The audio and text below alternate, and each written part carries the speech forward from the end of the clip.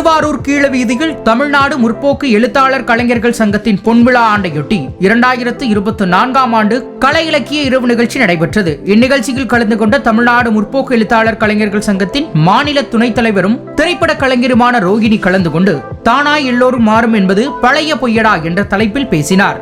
அப்போது பேசிய அவர், கல்வி வேண்டும் என்றும் தமிழ்நாட்டில் மட்டும்தான் நீட் பற்றி எதிர்ப்பு குரல் எழுந்தது என்றும் கூறினார்.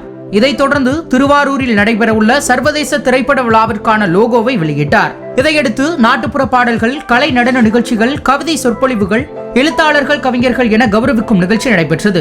இங்கு நடைபெற்ற கலை இலக்கிய நிகழ்ச்சியின் மூலம் மக்களுக்கு பல்வேறு கட்ட விழிப்புணர்வுகளை எடுத்துரைத்தனர். இந்நிகழ்ச்சியில் திரைப்பட இயக்குனர் பாரத கிருஷ்ணகுமார், கவிஞர் வல்லம் உள்ளிட்ட கலைக்குழுவினரும், மாவட்ட தலைவர் சவுந்தரராஜன், மாவட்ட செயலாளர் வெங்கடேசன், மாவட்ட பொருளாளர் செல்வராஜ் உள்ளிட்ட பலர் கலந்து கொண்டனர். இதுபோன்ற வீடியோக்களை உடனுக்குடன் காண தொடர்ந்து இணைந்திருங்கள் வசந்த் நியூஸுடன்.